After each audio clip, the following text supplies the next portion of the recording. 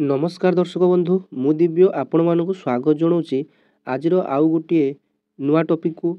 तेरे दर्शक बंधु राज्य में बंद होगा जाऊँगी अंगनवाड़ी। तेरे वर्तमान राज्य में नुआ जातीय शिक्षा नीति लागू करा जायछि NEP 2020।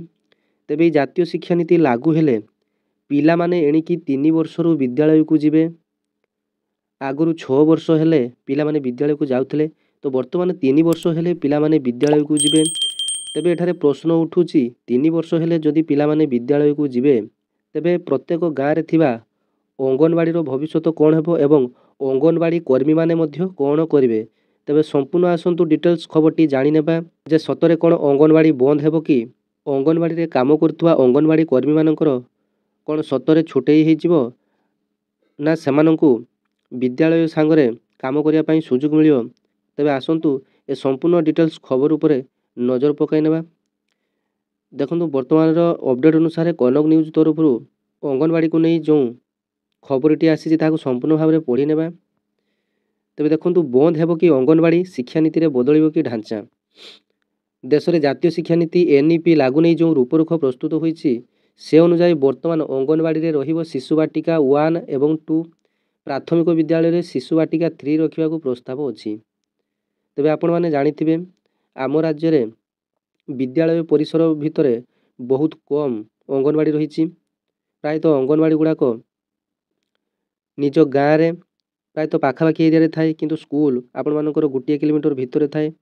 तेबे विद्यालय और गणशिक्षा मंत्री कनक न्यूज को एक्सक्लूसिव सूचना दे कहिसेंती आगामी दिन में शिशु बाटिका 1 एवं 2 को प्राथमिक विद्यालय को अणाजिबो।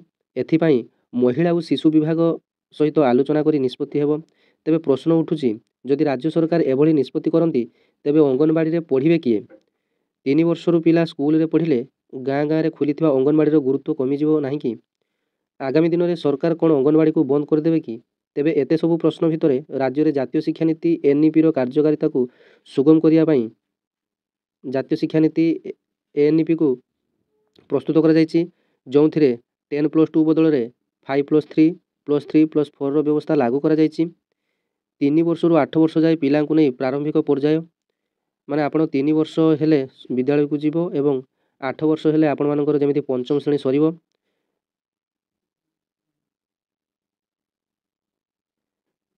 तेबे 8 रु 11 वर्षर पिला को प्रस्तुति पर्याय रहिबो। 11 रु 14 वर्ष मध्य पर्याय रहिबो एवं 14 रु 18 वर्ष पिला को नहीं माध्यमिक पर्याय रहिबो। तेबे एही बळी भाबे शिक्षा व्यवस्था को विभागीकरण करा जिवो। सेहीपरि पी स्कूल शिक्षा व्यवस्था पर मध्य गुरुत्व दे पिला मानकर शिशु बाटिका खोला जिवो। एथिपाई व्यापक भित्तिभूमि सृष्टि करा जिवो। छोट पिला मानक ऊपर कोनोसी चाप न दे मौलिक और संख्यागान वृद्धि ऊपर गुरुत्व दिया जिवो बोली सरकार स्थिर करचंती। बंद हेबो अंगनवाड़ी, शिक्षा नीति रे बदलिबो कि ढांचा। जातीय शिक्षा नीति NEP लागू हेबा नै जो रूपरेख प्रस्तुत होईछि सेही अनुसार वर्तमान अंगनवाड़ी रे रहिबो शिशु बाटिका 1 एवं 2, प्राथमिक विद्यालय रे शिशु बाटिका 3 रखिबा को प्रस्ताव अछि। किंतु विद्यालय एवं गणशिक्षा मंत्री कनक न्यूज को एक्सक्लूसिव सूचना दे कहिसेंती आगामी दिन में शिशु बाटिका 1 एवं 2 को प्राथमिक विद्यालय को अणाजिबो। एथिपाई महिला एवं शिशु विकास विभाग सहित आलोचना करी निष्पत्ति हेबो। प्रश्न उठुची जदि राज्य सरकार एभली निष्पत्ति करती तेबे अंगनवाड़ी रे पढ़िबे कि? 3 वर्षर पिला स्कूल पढ़िले गाँ गाँव में खोली अंगनवाड़ी गुरुत्व कमिजिबो नाही कि? आगामी दिन में सरकार कौन अंगनवाड़ी को बंद करदेवे कि?